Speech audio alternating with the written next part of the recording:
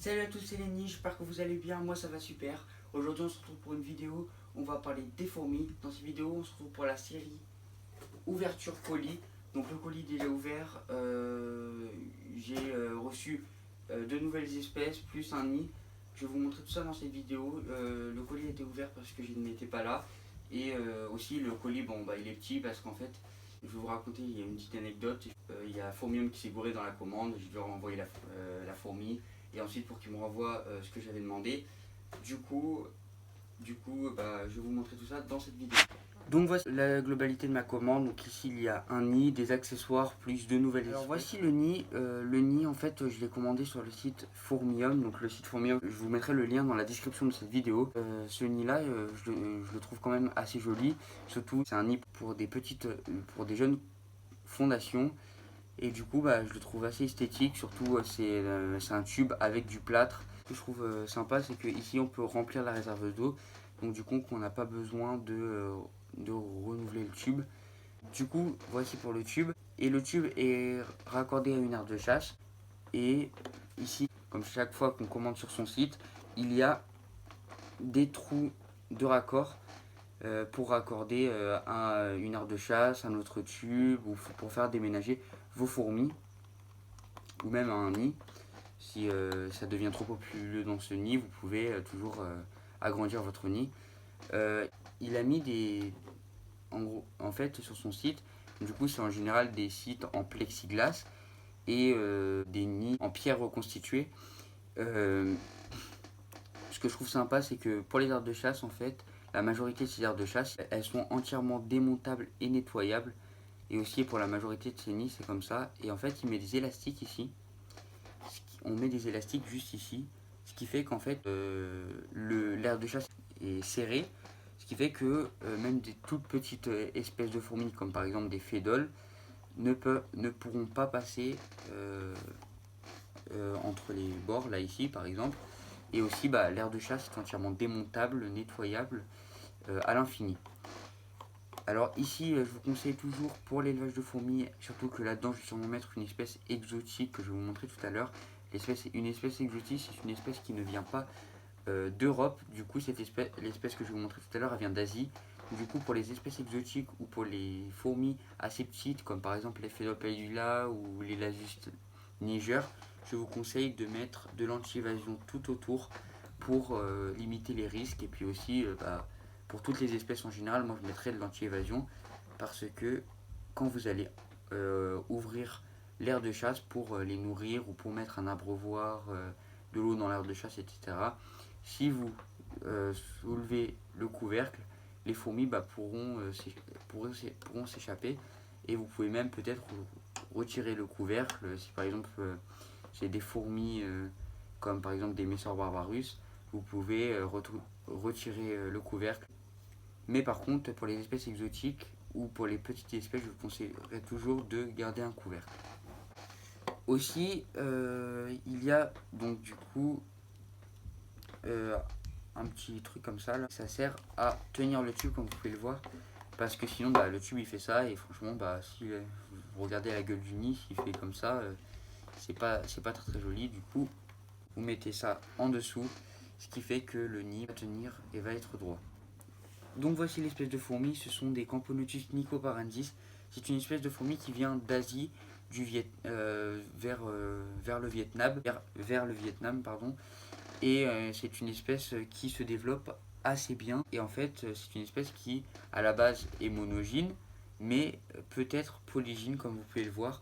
Ici, moi, j'ai pris deux reines. J'ai pris deux reines.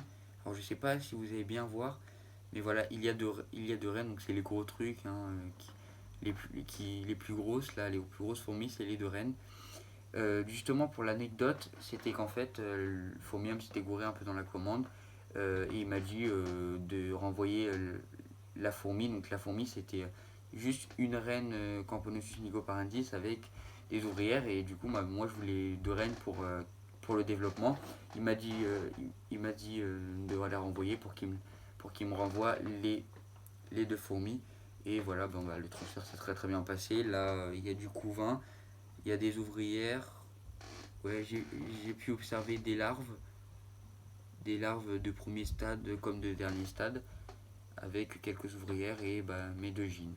Donc les gînes, c'est les reines. La réserve d'eau à la base était vide, pas dans ce tube là, mais en fait elles étaient dans un plus petit tube, donc du coup je les ai déménagées et franchement, clairement, le transfert s'est fait très très rapidement. En fait, ce que j'ai fait, c'est que j'ai emboîté juste le petit tube dans le gros, j'ai tapoté un peu, il y a du couvain qui est tombé. Ensuite, j'ai couvert le tube où je voulais qu'elle déménage. J'ai même pas mis de lumière sur l'autre tube. J'ai juste couvert et ensuite, donc du coup, j'ai mis du coton autour du tube que j'avais emboîté. C'était pas un tube c'était pas un tube de raccord, c'était un tube à essai et du coup, le transfert s'est très très bien passé en moins de 10 minutes.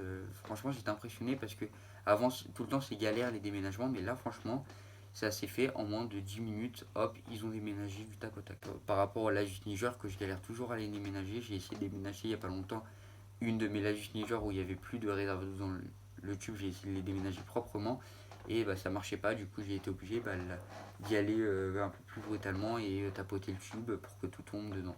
Aussi, j'ai reçu donc une Lajus Niger. Donc du coup, en fait, j'ai plusieurs Lajus Niger parce que je suis tombé sur un essaimage. Je vous montrerai sûrement ça dans un suivi d'élevage. Là, il m'a donc envoyé des Lajus Niger avec du couvain.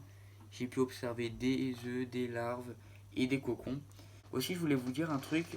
En fait, il se peut que les espèces qui font des cocons, de temps en temps, il y ait des nymphes.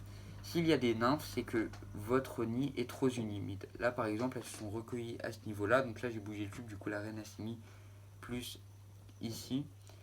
Et en fait, elles se sont mis là, ce qui prouve que le nid est beaucoup trop humide. Du coup, là, je peux pas les déménager parce que la réserve d'eau est quand même assez pleine. Et que les Lajus, c'est un peu galère à déménager. J'arrive jamais à les déménager. Et là, donc, du coup, ils se sont recueillis ici parce que la réserve d'eau, je pense, est trop. Le nid est trop humide. Elles sont recueillies ici. Et par exemple, si vous trouvez des nymphes nues, parce qu'en fait, cette espèce fait le cocon, la nymphose se fait à l'intérieur du cocon, c'est qu'en fait, votre nid est sûrement trop humide. Moi, j'ai déjà pu observer ça. Chez les Camponotus crentatus, chez les Lajus niger. Ça arrive de temps en temps. Et là, l'eau. Là, c'est trop humide, mais j'ai regardé, il n'y a pas beaucoup de cocons, il doit en avoir 2 ou 3. Mais il doit en avoir 2 ou 3. Mais en tout cas, ce qui est sûr, c'est que le nid est beaucoup trop humide. Du coup, j'essaie d'améliorer mes méthodes d'élevage, mais là, c'est un peu compliqué. Surtout, c'est une petite espèce, du coup, ce qui fait que l'eau, il peut avoir des grosses gouttelettes d'eau, ce qui fait que les fourmis peuvent se noyer. Alors j'ai pris un pack Camponotus, qui fait qu'en fait j'avais du coup donc j'ai pris un pack Camponotus nicoparandis et dans ce pack il y avait donc le nid que je vous ai montré, les Camponotus nicoparandis et des accessoires. Donc là il y a un mini abreuvoir, donc vous l'abreuvoir ici et ensuite hop vous emboîtez comme ça et vous le retournez, ce qui fait que l'eau va stagner ici et les fourmis vont pouvoir boire. Pour ce style d'abreuvoir, je vous conseille de mettre du coton si jamais c'est des petites espèces. C'est des grosses espèces parce que moi je vais plutôt mettre ça pour des Camponotus ou des Messors. Pas besoin, ils vont boire et puis au pire s'ils tombent dans l'eau, ils peuvent nager vite fait. Et en fait après le seul risque c'est qu'ils se fassent absorber à l'intérieur et à ce niveau. Et à partir du moment où ils sont absorbés à l'intérieur, ils vont mourir de fatigue ou de noyade. Du coup, aussi il y a une pipette et une seringue que je n'ai toujours pas ouvert.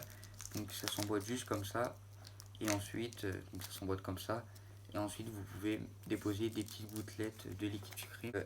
Et ça c'est du gel pour alors pas le gel avec lequel on se coiffe, hein, vous en doutez bien, mais c'est du gel qui nourrissent les fourmis ou les reptiles. Là j'utilise ça pour des fourmis. Là le Fourmium m'a envoyé ça. J'étais dans le pack Camponotus nicoparandis. De toute façon, le lien du site sera en description de cette vidéo. Sur ce, cette vidéo est terminée. J'espère que vous a plu. Si cette vidéo vous a plu, n'hésitez pas à bombarder la barre des likes, à vous abonner à ma chaîne et activer la cloche de notification qui est à droite, de s'abonner, à me laisser des commentaires au cas où vous avez des questions. Je vous dis à toutes et à tous à la prochaine. Tchuss tout le monde.